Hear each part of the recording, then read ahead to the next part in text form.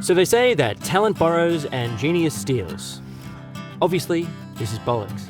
Of course, talented artists both borrow and steal. The difference is negligible.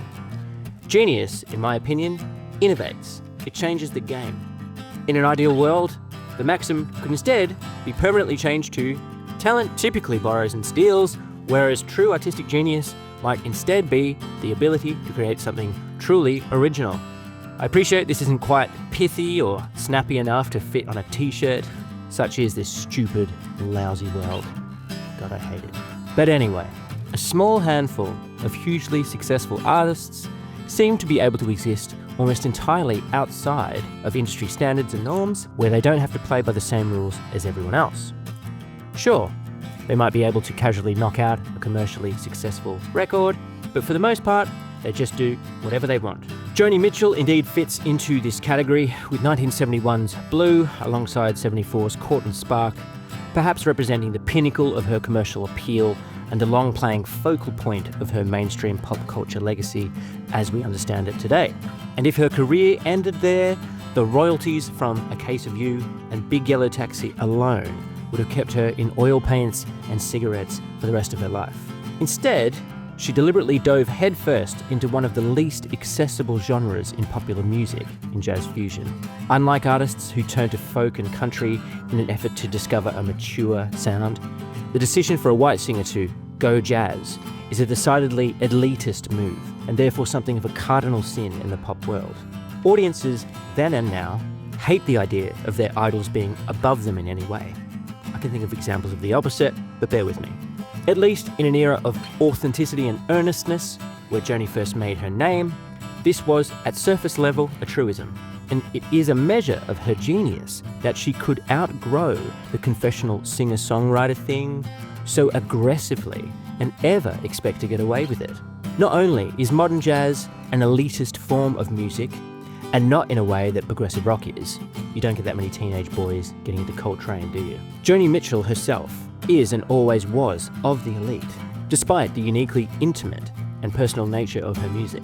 In the public consciousness, at least, she was always part of the West Coast, LA, Laurel Canyon, folk rock aristocracy, swung around with CSNY, singing lofty songs about going back to the garden. And unlike many of her contemporaries, I'm looking at you, David Crosby, she was not in this elevated position as an accident of birth or handed down privilege. She's above us all because she is actually one of the few musical artists walking this earth worthy of the term genius, and fully deserves to be treated as such. She makes Bob Dylan look like a phony and McCartney look like a hack. I'll risk labouring the point and say it again. Joni Mitchell is a genius. And she definitely proved it with this, 1975's The Hissing of Summer Lawns, where she officially outgrew both her confessional singer-songwriter identity and the creative confines of pop commerciality, and instead invented something new entirely. Yeah, it's a bit jazz and it's a bit folk. But it's not jazz folk. What it is Joni Mitchell music. Nobody else makes Joni Mitchell music, only Joni Mitchell does. That's why it's called Joni Mitchell music. And sure, it's possible that I'm biased, as perhaps, weirdly, this was the first album of hers that I really got to know, and is the one I stole from my parents' collection all those years ago. But having subsequently got to know and mostly adore her core body of work since then, I always felt her career took its single most significant turn at exactly this moment. Her albums prior to this being almost too cute and folksy, with the ones after it almost being too experimental and impenetrable. Almost. So the first thing to get out of the way is to explain why Blue is not the subject of this video. Blue is the one album of hers that is acceptable in terms of mainstream rock criticism, and is the one primarily due to A Case of You just being such a singularly beautiful song that everyone associates with Joni Mitchell, rightly or wrongly, by which I of course mean wrongly. And that's difficult for me, because Blue is straight up perfect. Every track is a banger. It's musically accessible, it's personal, it's intimate, it's got loads of moments throughout that to this day make me cry, even after hearing it for the millionth time. It's a vibe record in that stylistically it's of a piece with consistent instrumentation and production throughout, and you can listen to it actively or passively and enjoy it just as much. It's scary how good it is, but it is testament to her genius that it really only offers a brief snapshot, a glimpse of just part of what she is capable of. It's her way of saying, you want a confessional singer-songwriter record? Well, here you go. Here's the best example that humanity could possibly muster. And rather than rest on her Laurel Canyon laurels, once she had gotten this particular heartbreak out of her system, and that's important as all of her creativity is entirely informed by her actual life, often but not always in relation to her romantic relationships, she moved on to documenting and exercising a totally different set of heartbreaks, forging ahead with another entire genre of music that would best bring about her own creative fulfillment and personal catharsis. Why? Because she's an artist to her core. Now, without even considering myself a mega fan, I'll say now and say again that I have heard virtually none of her music after what came out in the 60s and 70s. But even going from the 6 or 7 albums of hers that I really, really love, I'm happy to say that on balance, gun to my head, Joni Mitchell is the single greatest lyricist and composer ever to live ever. Bob Dylan, her biggest nemesis, and of course a far larger, more significant figure in popular culture, might give her a run for her money lyric-wise, but musically he is not even close in terms of sophistication and originality.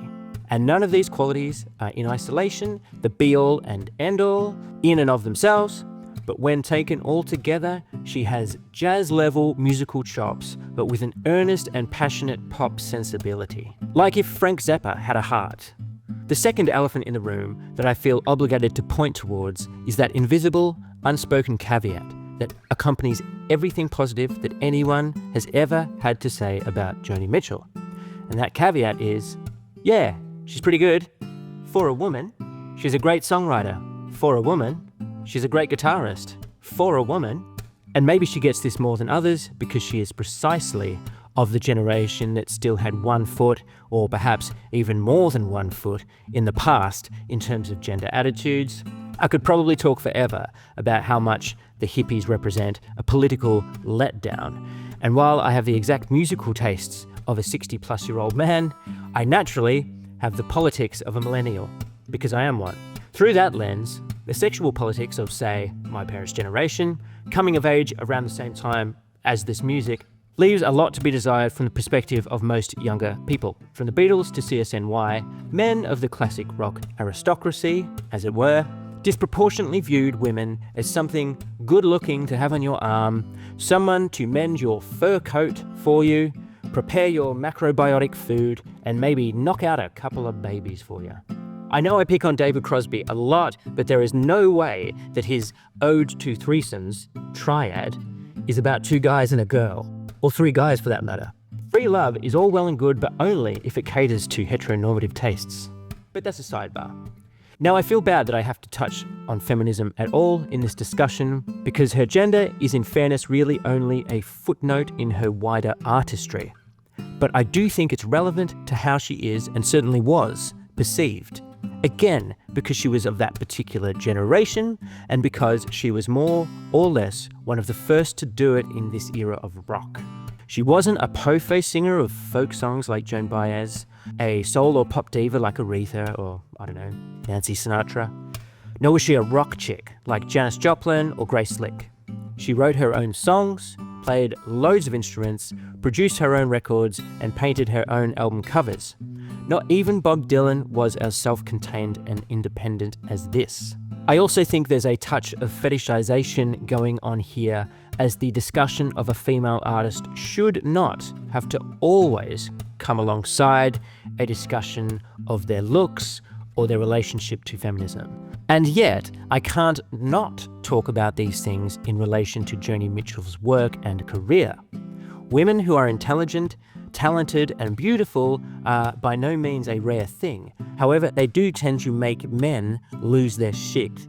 I've read various accounts of Jimmy Page and Robert Plant following her around in the 70s, trying to pick her up basically. And I just can't help but think, geez guys, do you really think someone this intelligent is going to be impressed by your pea copy? Now I do like Led Zeppelin, of course, I'm only human, but their music is popularist and bovine by comparison. It comes from the hips and not the head. Sorry lads, you're out of Joni's league. In fact, everyone is, except maybe Leonard Cohen. Artistically, she's quite literally above her male counterparts in the rock scene. Joni's original sin was not because of her being their intellectual, creative, and technical superior. Her crime was instead having the audacity of being a woman in a world of men. And as sure as eggs is eggs, as sure as night follows day, and as certain as what goes up must come down, any brilliant, artistically forthright, and sexually autonomous woman is both now, and especially then, going to face some kind of backlash, rightly or wrongly, by which I mean wrongly. And some of the things written about her in the early 70s rock press are frankly appalling. In 1972, the pinnacle of liberal progressivism, Rolling Stone magazine, crowned her Old Lady of the Year and published an elaborate diagram of everyone in the rock scene she had been in a relationship with.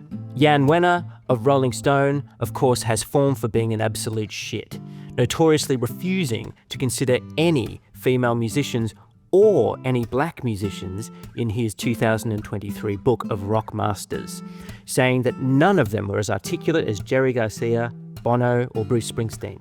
Not Joni Mitchell, not Nina Simone, not even Stevie Wonder would make the cut.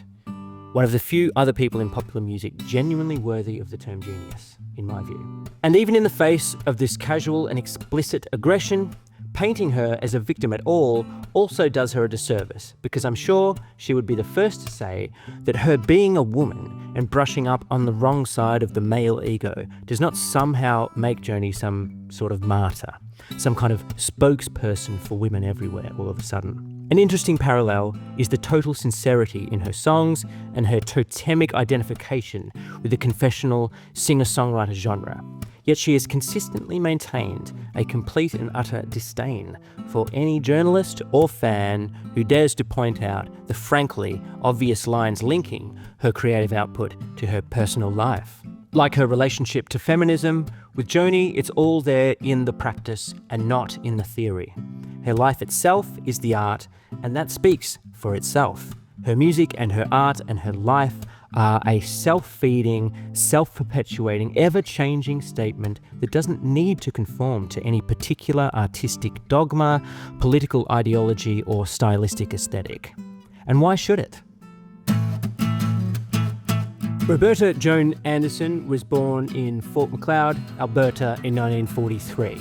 Her family lived in various small towns around the neighbouring province of Saskatchewan before settling in its largest city, Saskatoon. She contracted polio at age 9 in the same outbreak of polio that also struck down a young Neil Young over in Ontario, weakening her left hand, her fretting hand, as a normie right-hander, leading her to experiment early on with alternate tunings, firstly on the ukulele and then the guitar. While she struggled academically, she took to the creative arts early, taking a particular interest in jazz, folk, and abstract expressionist painting. Indeed, she dropped out of college at age 20, supporting herself by playing folk gigs in Calgary before moving east to Toronto. She gave up her newborn daughter for adoption in 1965, an incident she later said directly precipitated her first major creative songwriting spurt, which ultimately launched her career. She married American folk singer Chuck Mitchell that same year and kept his name following their divorce in 1967.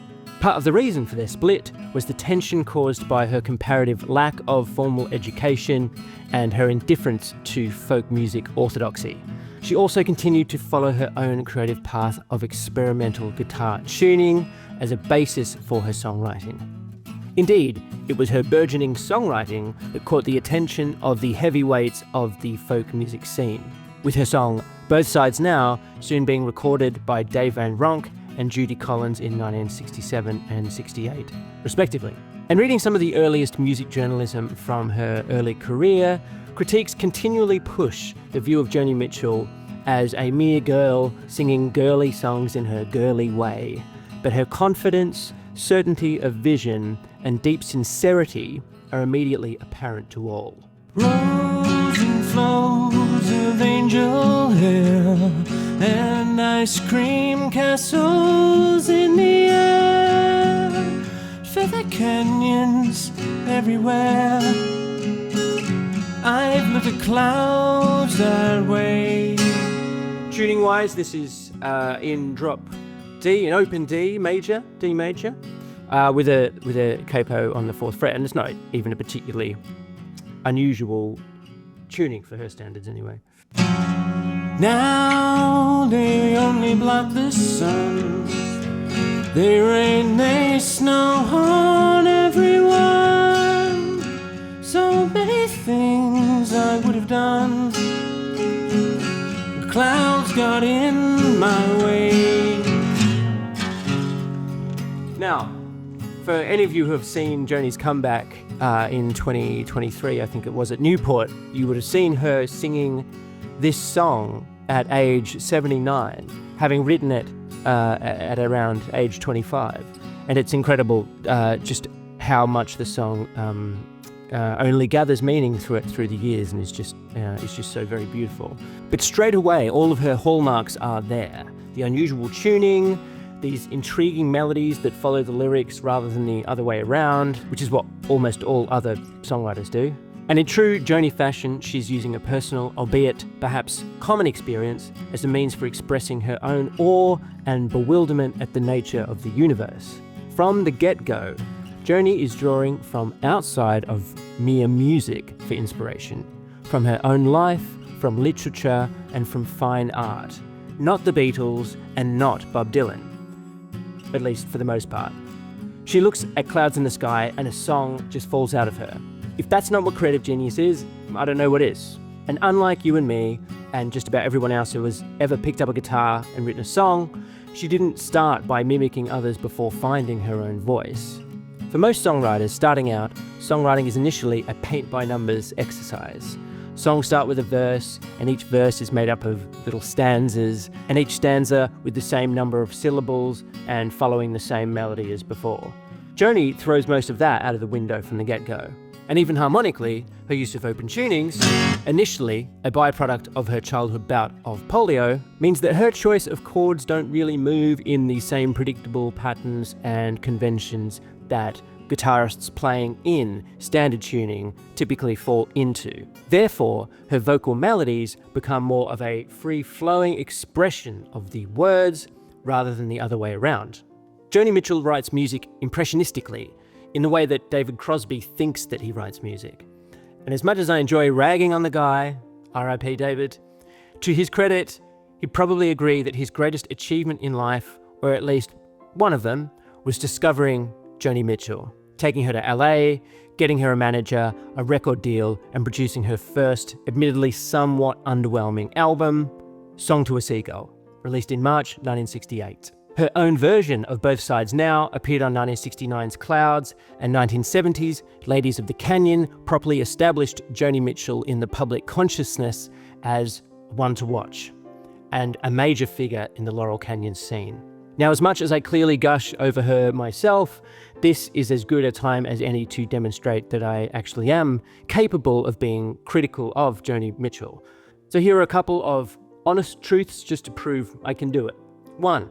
The material on her first 3 albums, especially exemplified in songs like The Circle Game, are in my opinion quite po-faced and chased in a sort of campfire folk way, which I don't particularly care for. 2. The mythologizing of Woodstock through her admittedly beautiful song of the same name and her general association with CSNY, to my mind summarizes everything that was ever wrong with the hippie movement and more or less makes me think the Manson Family kinda had to happen. I've heard it said that her self-satisfied giggle at the end of Big Yellow Taxi alone should condemn the boomer generation to the deepest depths of hell for eternity. And it's difficult to argue with that, even if it's a bit harsh. And thirdly, much later on, there's the whole blackface thing. It actually has its own Wikipedia page now. But I'm not really interested in discussing that. But overall, I think in context it makes a bit more sense artistically, even if through modern eyes it straight up looks bad. Because blackface basically cannot not look bad. On top of that, Cocaine's a hell of a drug. There, happy now? Just to prove I can do it. Now, time to go back to fanboying over Joni Mitchell. I'm on a lonely road and I am traveling, looking for something, what could it be? I hate you some, I love you some. Ooh, I love you when I forget about me. Of course, she plays this on a dulcimer, which I wouldn't have the first clue how to play, let alone own one, but that was kind of an arrangement I would play in solo gigs years ago. I wanna be strong, I wanna laugh along, I wanna belong to the living, alive, I wanna get up and jive, wreck my stockings on jukebox jive. Do you wanna dance with me, baby? Do you wanna take a chance and maybe find some sweet romance with me, baby? Now come on.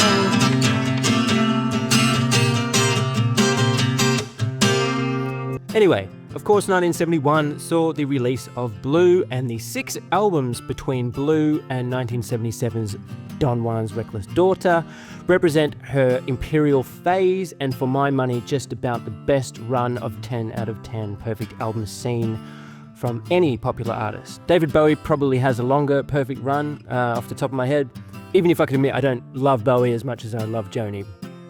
Not that it's a competition. Maybe Stevie Wonder's up there as well.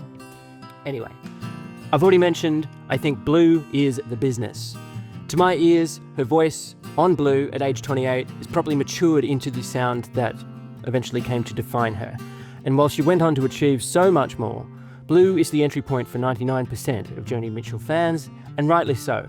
It simultaneously overshadows her wider career, is universally acclaimed, yet is somehow still totally underrated.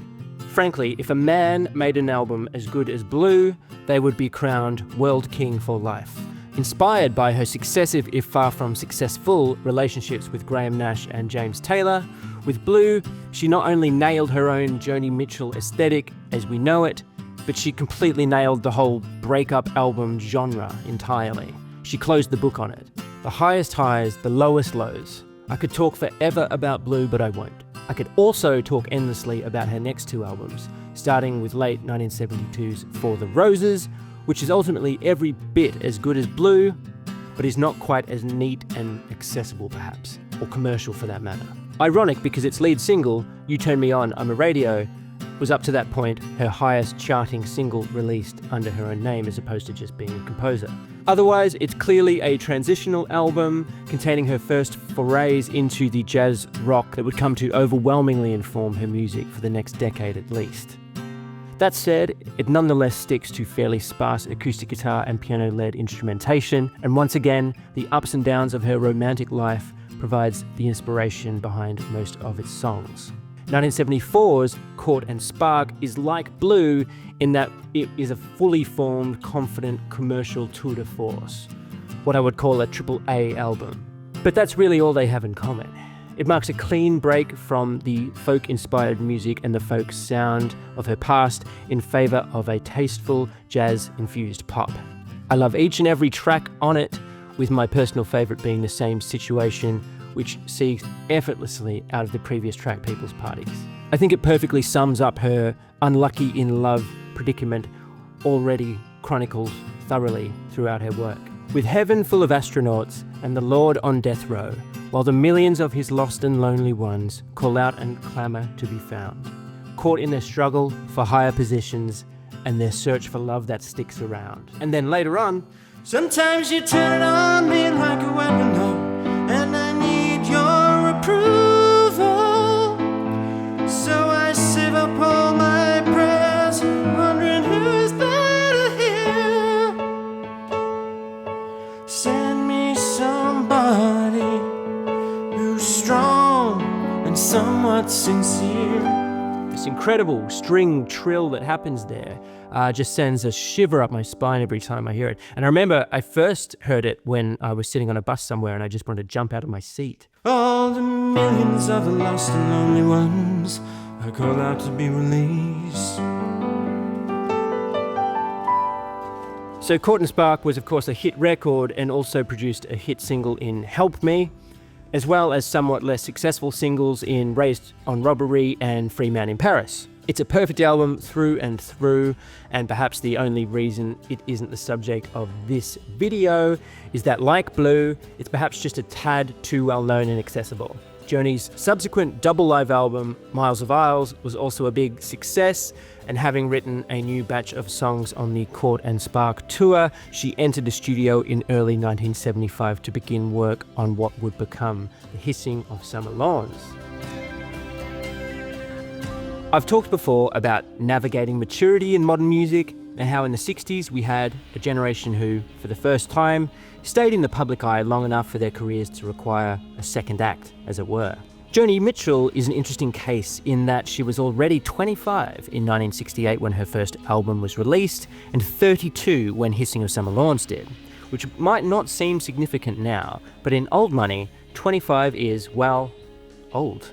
John Lennon almost quit music in the early 60s when he became convinced he was already too old at 22 to make it as a pop star. And he wasn't necessarily wrong to think that. It is certainly a testament to Joni's resilience when you consider that while attitudes towards the fairer sex are not exactly perfect now, they are indeed a hell of a lot better now than they were then when it comes to gender and societal norms. But more importantly, rather than continuing to carry the themes of confessional intimacy and the travails of her own love life that characterized her early songwriting career, on The Hissing of Summer Lawns, Joni broadens her lyrical horizons to talk more abstractly about not just her lived experience as a 30-something adult, but also about the general predicament of middle-aged, middle-class people trapped in the suburban malaise of West Coast America. It's the cracked paint on the white picket fence in the hot sun. It's the dried puddle of rusty water on the tiles next to the swimming pool. It's the insects swarming beneath a perfectly manicured canopy of green grass in David Lynch's Blue Velvet. And in another departure from her previous work, especially this album's predecessor, Court and Spark, the songs of which were still firmly rooted in Joni's own life experience, the characters present in The Hissing of Summer Lawns are instead the ones Joni observes from the porch of her Beverly Hills bungalow. All women, for the most part, perhaps bizarro world mirrors of Joni herself from an alternate universe. From the trapped gangster's mole in her mansion, the trophy wife opening her second bottle of white wine before 2 p.m, to the faded film star, grown old too soon, reliving her past in her sweeping ballroom gown. All victims and simultaneous willing players in pursuit of the American dream. And like a dream, the album's imagery shuffles blearily in and out of frame. 1 minute, a line of African drummers burst out from the painting on your wood-panelled wall, snaking their way across the shag carpet. The next, you're hallucinating that you're a Southern belle trapped inside a Civil War-era novel. Speaking to this half-remembered quality, there's also something of an intoxicated energy to this album as well. Don't forget, this is the era of cocaine, barbiturates, and quaaludes. Not to mention alcohol. And for those with the means and/or the predisposition for substance abuse, the decadent high life is very often described as the feeling of having the sun permanently shining on your shoulders, cushioned against the concerns of the real world, where your feet never really touch the ground, and reality can always be avoided. And geographically, nowhere on Earth truly reflects wasted glamour like Hollywood does, or at least did. And as well as containing both details of the simultaneous mundanity and complexity of life and love for the characters living within this here Hollywood Babylon, the songs on Hissing of Summer Lawns are seeped in the aesthetics of golden era Hollywood, including nods to Art Deco and Regency design. And how is this mature and decadent sophistication reflected musically? Why, of course, through the music of jazz, specifically modern jazz, the music of that older elite world, the grown-ups, the bohemians, and the intellectuals. This is Joni's world. Her first proper collaboration with jazz players on the admittedly far poppier Court and Spark came about because rock players, with their big obtrusive beats and primitive blues-based pentatonic scales, were never going to keep up with her free-flowing approach to melody and the shifting harmonic modes found in her songs. Led by saxophonist Tom Scott, jazz fusion ensemble The LA Express with its shifting lineup, became synonymous with Joni Mitchell during this period on record and also on tour, with contributions from at least 6 of that band's core members, including drummer John Guerin, whose relationship with Joni would inspire her next album. Members of another fusion group, the Crusaders, also played on many of the album's songs, among many others, including ever-present hangers-on James Taylor, Graham Nash, and of course, the turd that just won't flush, David Crosby. Now, I myself am a stupid rock guy. I can't read music, and taste-wise, I'm ultimately a musical simpleton and a popularist and a populist, which is to say, I value accessibility in music and I resist anything I perceive to be elitist. My understanding of jazz is basically limited to having copies of Kinda Blue and A Love Supreme for the 2 times a year I want to feel a little sophisticated while hosting a dinner party. And as a genre, I'd like to think in later life I will eventually come to embrace it fully in the same way I also hope to get through all the classics of literature, an admittedly pretentious ambition that is as unlikely as it is intellectually lazy. Nonetheless, the sound that these elite jazz players conjure up on the hissing of summer lawns is irresistibly smooth and tasteful.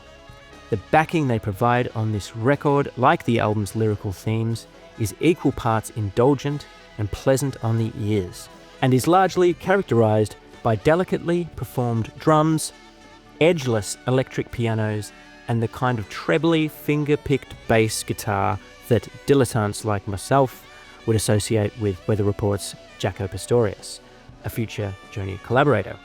Instrumentally, the album also contains painterly flourishes of brass, lush strings, that post-60s but pre-80s use of analog synthesizers that I love so much in albums of this period, and of course, very possibly, the first use of a field recording sample as a percussive bass for an entire track. All captured on tape in that very dry and airless way that somehow screams 1975, as if recorded through a thick LA fog of car exhaust and cigarette smoke. And in the middle of all of this, we of course have Joni herself, front and center. As usual, either accompanied by her own delicate piano playing or more distinctively on her acoustic guitar. She leans into this sound more on her next few albums, but there is something uniquely her about the combination of a slack-stringed, down-tuned acoustic guitar with a touch of reverb on it that is a million miles away from the folk music aesthetic. And all of this is to say, holistically, that taken together, this is not jazz or folk or rock or whatever. It's the sound that Joni Mitchell and her merry men make. Maybe fusion is a broad enough description to describe it. I can't think of many people approaching it from this particular angle. Perhaps John Martin comes close in his own way.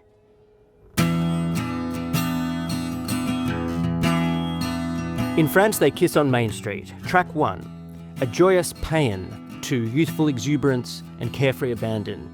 A young woman's experience of young love, in contrast to her mother's generation and the suffocation of suburbia explored elsewhere on this album. Making love the French way, as it were. Those romantic Europeans over there with their joie de vivre. As with all her songs, the lyrics are perfect and packed with significance, but I need to get the tuning out of the way first. On the bass strings, we have D-A-D, which is fairly bog standard. Then we get way out there with E, G, and A, which until now I've never even heard of anyone doing. You pop the capo on the 2nd fret, and what you immediately get, if it's in tune, is a fairly wondrous chord that sounds itself like some kind of door opening or a question being asked. And like with a lot of her songs, all the chords are played by just barring and moving them around the neck, perhaps with a bit of embellishment. The only chord that's significantly different is the dominant 7th that starts it off, creating a mood of anticipation.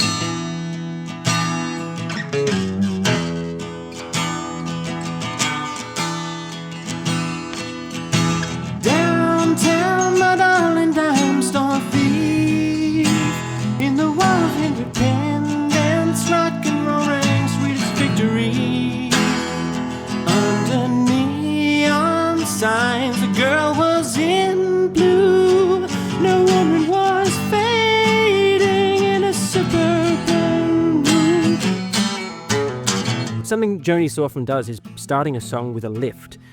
So in this song, if the home key is here, this first chord of the verse is here, downtown, and then resolving in this lovely major seventh. Time so thief. That note in combination with that chord creates the major seventh. It's really beautiful. And then another lift again, and a resolve, another lift, and then down. Where is she going here? Already the imagery of the lyrics are transporting us back to the 50s, of Joni's teenage years, and likely the youth of her listeners as well. The world of dance halls, cafes, pinball arcades and pool halls. Back when we had not a care in the world, and our thoughts were consumed by freewheeling adolescent romance. It's certainly a yearning, nostalgic picture that she paints, but one not without its omens for the future. Her disapproving or perhaps jealous mother, watching on from her suburban prison, telegraphing ahead to the future that awaits us all in adulthood. It's a fitting opener for the album thematically, as the highs and lows of teenagehood are but the very first taste of adulthood for all of us. She's also throwing in named characters as well, really filling in the detail.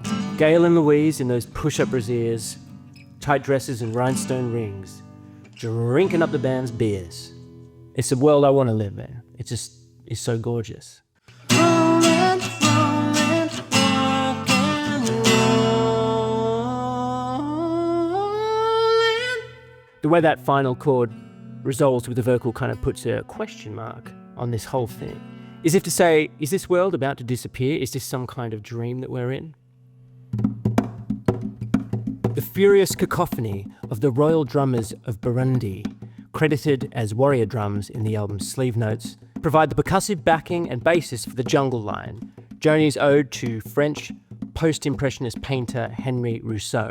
Historically influential but ignored in his lifetime, Rousseau's reputation for depicting exaggerated jungle scenes in his paintings belie the fact that the painter himself never left his native France.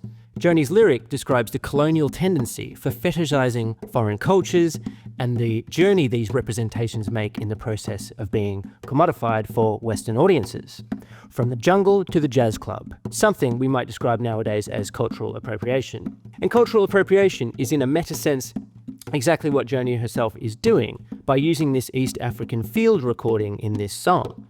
Some say this is an early, perhaps even the first use of sampling on a pop record, and while perhaps it's an early example of a sample being used as the entire basis of a rhythm track, it is by no means the first use of sampling as a concept, something which mellotrons were being used to do as far back as the mid-60s. And unlike so many of the lushly orchestrated tracks on Hissing, with the cream of LA's major jazz players at her disposal, the arrangement on this is notable for its sparse minimalism. Her acoustic guitar is faintly there, as she clearly wrote the tune on the instrument, but the main sonic space is taken up by the Moog synthesizer alongside the percussion. The part itself seems oddly dissonant, but as ever, Joni's winding melodic vocal somehow makes sense of it all, even if it does not appear to have a clear or obvious home key, as it were. Rousseau walks on trumpet paths, safaris through the heart of fall, that jazz. Also, while in so many ways there is still much of Joni herself in the opening track, here, with the jungle line, she is taking us, at least in a knowingly tokenistic, self-referential way, into uncharted territory. People who had her pegged as a folk singer, even ones who appreciated the jazz pop of Court and Spark, must have had their minds blown by this, the most overtly exotic cut on Hissing, full of often brutal frontier imagery, primitive percussion, and alien synthesizers. Way ahead of its time, it took another full decade before someone like Paul Simon would think to spin this concept into an entire album of quote-unquote world music.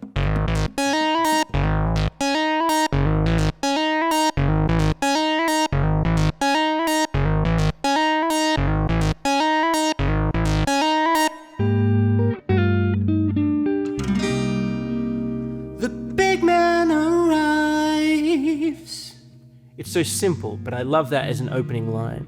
Not only does it kind of sum up this song in terms of introducing us to this supposed Kingpin in the title, and the first of this album's proper character studies.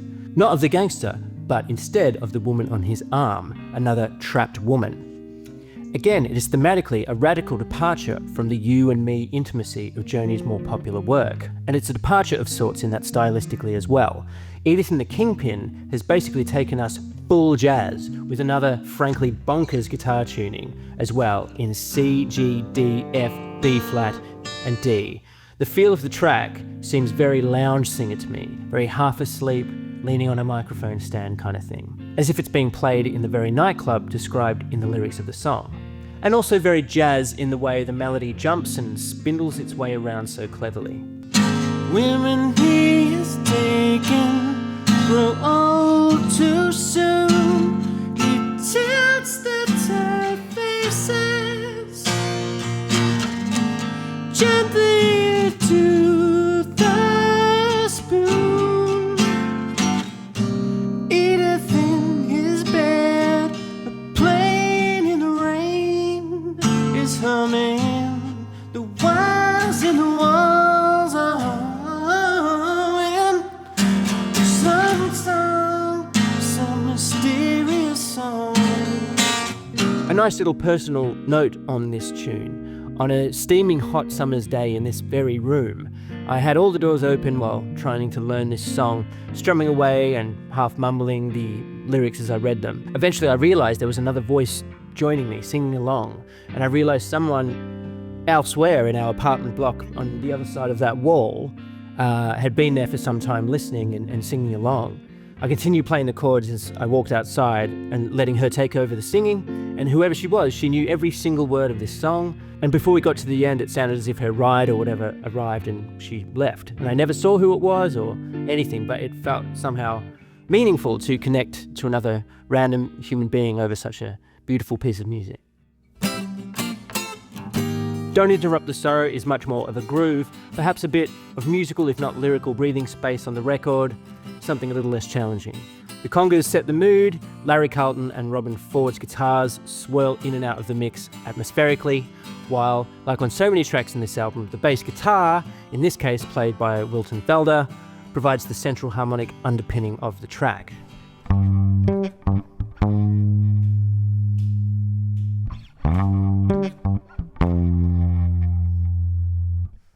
The lyrics are perhaps the most overtly feministic of all those on the album. Don't Interrupt the Sorrow. What is the sorrow? The sorrow of woman's predicament, her subjugation at the hands of the men in her life, the men who say, "We walked on the moon, have some respect. Don't make waves, stay in your box, and whatever you do, don't interrupt your sorrow." Perhaps. She does appear to track the journey of women from humanity's origins in the Horn of Africa, where she is chained to the wall by him and his wicked serpent. Phallic or biblical? Probably both. And we're telegraphed into the domestic living room in the present day, where little appears to have changed, at least until now. Anima is indeed rising, and perhaps Joni is leading the charge. 17 glasses, Rhine wine, milk of the Madonna, clandestine. He don't let up the sorrow, he lies and he cheats. Takes a heart like Mary's these days when your man gets weak.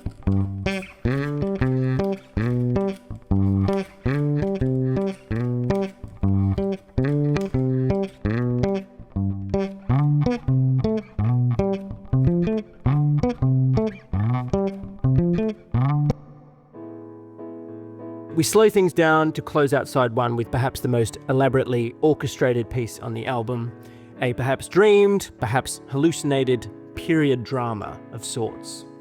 Its namesake, of course, being Scarlett O'Hara, the protagonist in Gone with the Wind. In this case, it can be presumed to be the 1939 film rather than the novel, due to repeated cinematic references in the song and a name check for Clark Gable.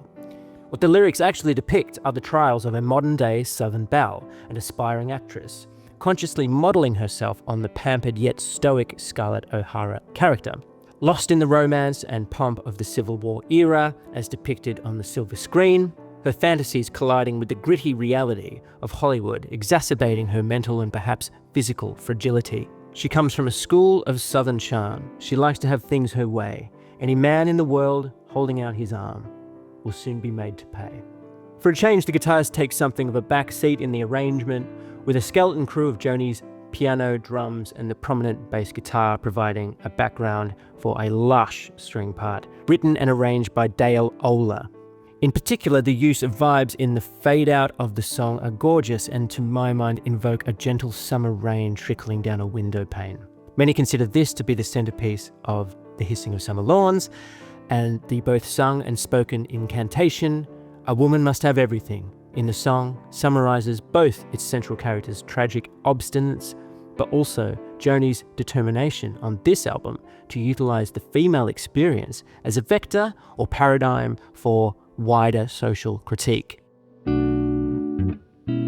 Co-written with her then drummer and lover John Guerin, the album's mysterious minor key title track opens side 2 and makes for one delightfully sleazy conga-driven groove. Again, a bass-heavy arrangement with touches of electric piano and James Taylor's arpeggiated acoustic guitar. The forlorn Burt Bacharach-esque horn solo is also a musical highlight of this track. Fittingly, its lyrics center us on the album's primary theme of domestic malaise, reading as a fairly linear, if achingly poetic, description of a kept woman's life in her ranch house on a hill. Specifically, it seemingly uses repeated dog or pet analogies to suggest not only this woman is subject to some kind of abuse or neglect at the hands of her unknown man, but she is also kept in place emotionally or physically in his suburban castle by her own hand as much as his. Stockholm Syndrome, perhaps? Put up a barbed wire fence to keep out the unknown, and on every metal thong, just a little blood of his own. She patrols that fence of his to a Latin drum and the hissing of some lawns. So it's his fence, physical or metaphorical, with a hint of his scent to ward off other dogs. But not only that, she herself is in charge of patrolling its perimeter to the beat of someone else's drum. The song even opens by describing a diamond necklace for her throat and then later reference to a diamond dog, suggesting to me that the jewellery is like a collar around her neck being used to keep her under control. The third verse also ends with, "There's a heat wave burning in her master's voice." Of course, there is a double meaning there of her master, as in obeying her husband's commands, or the brand name of the couple's household record player, the logo for which, of course, famously depicts a dog peering into a gramophone horn. The song doesn't end by winding up any narrative per se. Instead, as the song fades out, we merely zoom back out, having enjoyed this voyeuristic glimpse of a woman's life through her ranch house window, to the ever-present hissing of the cicadas, the chattering, tittering social classes, or even the poisonous biblical snake brought from Africa only to be let loose on the streets of Los Angeles earlier on the record. The Boho Dance sticks out on this album as its lyrics are clearly autobiographical. One of at least 3 songs on the album to reference Joni herself in the first person, in this case looking back on her poor bohemian origins in contrast to the cultural icon status she enjoyed contemporaneously. Her position, as laid out, appears to be that she has remained the same person even if she has materially outgrown that scene, that class of person, and entered the elite. In fact, she boldly points out that she has always, in spirit, refused to conform to the whims of any particular culture, be it high or low. Nothing is capsulized in me on either side of town. The streets were never really mine. Not mine, these glamour gowns. As ever, it's an excellent lyric, one in the eye for Joni's then critics. That said, musically, it doesn't grab me quite as strongly as the other tracks on the album, and if nothing else, is a piano-led number that pleasantly washes over me for the most part. I do, however, love the way it ends with the horn section replicating the sound of a passing car leading into the next track. At nearly 7 minutes long, Harry's House / Centerpiece is the longest track on Hissing, and perhaps structurally the most progressive, in that it incorporates a jazz standard smack bang in the middle of it. This calls back to the inclusion of another jazz standard, Twisted, on Court and Spark as a standalone track. And on an album almost entirely made of favourites, I would have to say it's a particular favourite of mine. At the very least, it's fair to say it's a track I consistently look forward to on this record. I think that mostly comes down to its bluesier use of harmony, something unusual in Joni's work, and it gives the main body of the song a welcome bit of edge and grit. I feel this particularly in the repeated vocal and horn hook at the beginning of each chorus. Watching those high-fashion girls, skinny black models with raven curls, and beauty parlor blondes with credit card eyes, looking for the chic and fancy to buy. Bit of polyrhythm there, syncopation, becomes more significant later in the track, of course. In something of a change for the album, the song at least initially introduces a male character, some kind of high-flying Don Draper-type figure, consumed by the corporate world in the sexy heat of the big city. After a few verses of that, the second chorus shifts our focus away from the boardroom and, as ever, over to the suburbs and the other half of this relationship. Battalions of paper-minded males, talking commodities and sales, while at home their paper wives and paper kids paper the walls to keep their gut reactions hid. And through that camera pan, we yet again have another of Joni's trapped women. Why? It's Betty Draper, doing nothing else in her faraway mansion other than aging. The more I'm with you, pretty baby, the more I feel my love increase. I'm building all my dreams around you. Our happiness will never cease. 'Cause nothing's any good without you. Baby, you're my centerpiece. The whole section of Harry Edison and Jon Hendricks' 1958 song, Centerpiece, just makes me melt. After a fantastic piano solo from Joe Sample, Joni comes back in again singing harmony with herself for the next verse. The insertion of this jazz standard into this other song is the male protagonist's way of saying to his wife, look at all this great life we have. I love showing you off to my friends. We've got it great.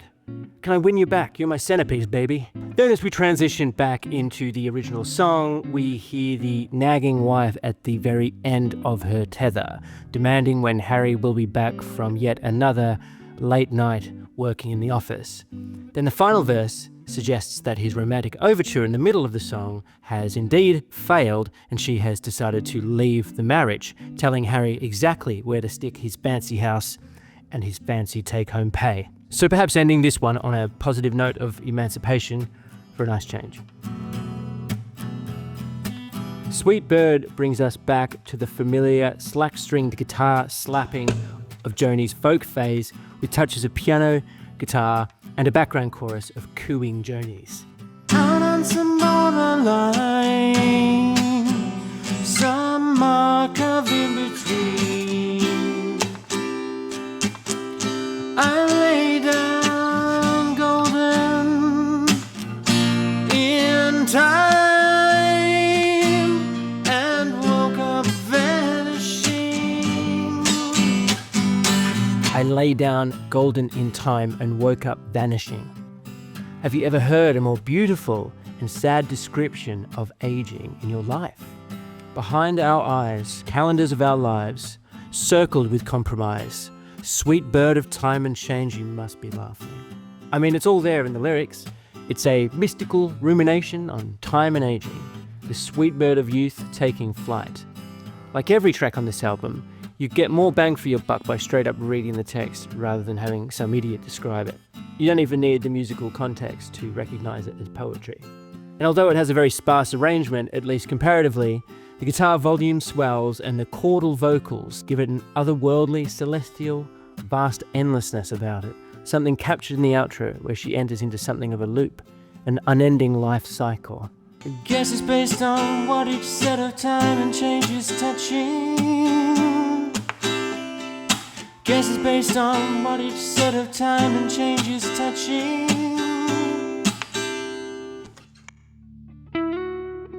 Now at last, the closing track on Hissing of Summer Lawns, Shadows and Light. It takes us even further out into the stratosphere, out into the stars and the misty, milky galaxy, mostly through the futuristic application of synthesizers, in this case the ARP string machine, or the ARP string machine.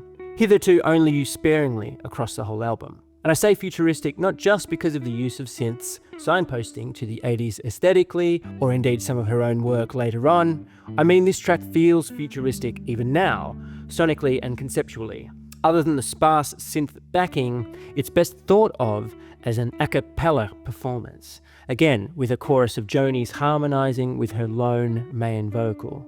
It also lacks a clear rhythmic meter, sounding perhaps more like a prayer. And it makes for an abstract prayer at that. I don't mind saying the lyrics mostly go over my head, but it's clearly some kind of galaxy-brained philosophical rumination on duality and the interconnectedness of the universe, or something. And to reiterate the point that Hissing of Summer Lawns narratively opens on a theme of adolescence, with the bulk of the album's songs made up of various depictions of middle age. Sweet Bird then confronts us with, or perhaps guides us gently towards, the concept of old age. And now here with Shadows and Light, we are taken a step further beyond that, outside our bodily vessels and the material world, where we return to being stardust, billion-year-old carbon floating about in the cosmos. The lyrics and the music reflect that conceptual hugeness, and I think the final held chord of the song, wrong and right, both through the chorus of Joni's and the rainbow synthesizer, makes for a slightly disturbing yet somehow optimistic note to close the album with. But I'd like to conclude this video essay by apologising. Apologising for what, you say? Well, there's a few reasons. The first one being that even after declaring this early on as my favourite Joni Mitchell album, a work of genius by a genius, an artist who is one of the few people in the rock and pop world deserving of the term, even despite saying this, through undertaking the process of putting this album under the microscope, it has become increasingly apparent to me that with all said, this album is far better than I even thought it was from the outset. Most great music, especially lyrics in my experience, tend to wither under the lights at closer inspection. From start to finish, The Hissing of Summer Lawns is a work of such exquisite poetic depth, world-weary thoughtfulness, and singular musical complexity and listenability that I can't but help conclude that it's underrated even by those people who love it as much as I do. Sure, I like some tracks a bit more than others, but none of them you could objectively say are anything other than excellent. I mentioned earlier that when it specifically comes to an individual person with the ability to combine words and music, I sincerely and humbly believe that Joni really is the very best to ever do exactly that thing. Perfect words matched with perfect music. It's actually really rare when you think about it. And as I've mentioned, I say all of this without even considering myself a super fan. I love Hejira, her 1976 follow-up to this album, moving deeper into jazz territory. In fact, I was in two minds about making this video about Hejira, but I chose not to because I don't think I know it quite as well as this. And it therefore would have taken longer for me to come up with so many angles on it, I guess. I suspect, had I done so, I would have likely come out of that process proclaiming Hejira as my favourite Joni album. I know a lot of her fans do. The same, of course, could be said again for 1977's epic experimental double album, Don Juan's Reckless Daughter. Blackface aside, actually, perhaps Blackface B-side, I love this album too, but I'm willing to say that until I've had more time to absorb it, I have to say it and every one of her albums from this point in her career onwards, such that I've even heard them, are literally beyond me, at least in this phase of my life. Similarly, I quite like 1979's Mingus, weirdly one of the first Joni Mitchell albums I ever actually owned. But the proper deep dive into jazz that it represents is perhaps fitting as an end to my knowledge of Joni Mitchell's music, an end to her 70 studio albums and a 10 out of 10 Imperial Phase run of perfect albums. And to make this as clear as possible, I'm not saying albums she put out in the 80s or 90s before she retired for a life as a painter are not amazing. I'm simply saying I don't know them well enough to comment. And I mean both, in that I literally haven't heard these records, as well as not having perhaps the wisdom and the intelligence to even understand what I'm hearing. Such is her genius. Hissing represents perhaps an interesting inflection point, halfway between her confessional pop and experimental modern jazz. I'm just a stupid rock person, so this album is already pushing my limits as a listener and as a musician, insofar as what I can literally comprehend musically and lyrically. Jazz is an elite genre, and I am simply not at the required level of education, institutionally or otherwise, to truly appreciate it, for now.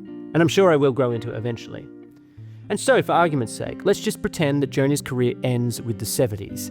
That alone would surely mean she had one of the best album runs of all time, leaping across genres, collaborating with world-class musicians, and setting this incredibly personably vulnerable and socially piercing poetry to music. Music that in itself matches all of those qualities, and with an incredible voice, an incredible complex instrumental virtuosity, particularly when it comes to the way she plays or at least approaches the guitar. And again, I would have been willing to admit earlier that despite genuinely holding the opinion that she is on balance probably the best to ever do it, maybe she isn't necessarily my favourite artist of all time. But doing this review has really made me question that. Maybe she has to be now. So for that, I would like to apologise to Joni herself. I mean, who else is there? Other than Dylan and McCartney, who I've already mentioned, Ray Davies, Brian Wilson, Paul Simon. When stripped of their mythic legends, these are just a bunch of blokes who write songs.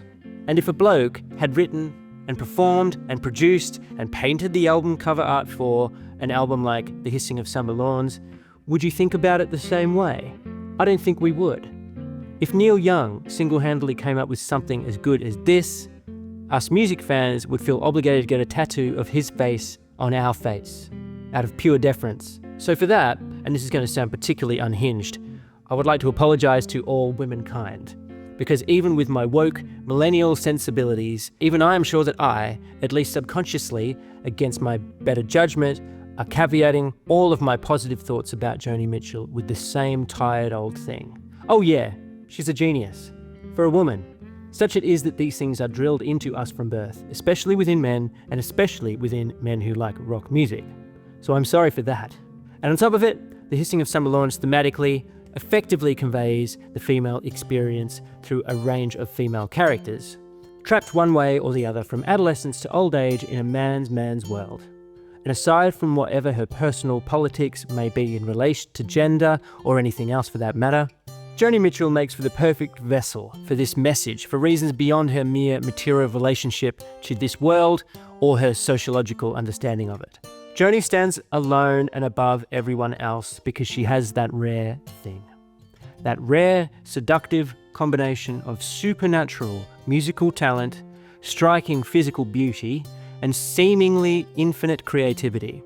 And on top of that, she wields those attributes with an incredible strength and determination, right alongside a willingness to completely bare her soul, even in or especially in her weakest moments. It is both easy and more than a bit of fun to have a pop at boomers generally. Politics aside, to their credit, they were the last generation to grow up in a system and a culture that valued and encouraged a degree of intellectualism in their culture. Such a privilege it was to grow up within the post-war consensus, including, of course, high levels of education. As a result, the literature, music, and film of the second half of the 20th century, at least in the global north, or the Anglosphere, as we call it, at a minimum, benefited from a higher level of cultural literacy, or at least could do, as is in this case. To be clear, this is not to disparage the culture of subsequent generations, including my own. I'm merely saying that this kind of complexity is found less in popular music today than it is in the digital world, say in video games or perhaps YouTube videos, to choose a random example. And while we of course know that during the post-war boom, not everyone was either making or consuming art of this complexity or sophistication at the time, enough people were, however, buying it for it to be considered popular, sustain multi-decade-long careers and industries behind them, and finally to make significant enough of a dent for some millennial like me to be talking about this a whole 50 years later. They simply don't make people like Joni Mitchell anymore, is what I'm saying. Or at least if they did, we would never know who they were. Something people often say about David Bowie if he were emerging today. To think that there was ever a time where art this lyrically deep, this artistically rich, or commercially successful, for that matter, could exist and thrive within the culture as prominently as it did has got to represent some kind of miracle to my mind. And if I could somehow turn back time, I couldn't think of many more things worthwhile than being Joni Mitchell's footstool, her ashtray, or her human mannequin. Why? Because a woman must have everything. Time to get back to work on the old time machine.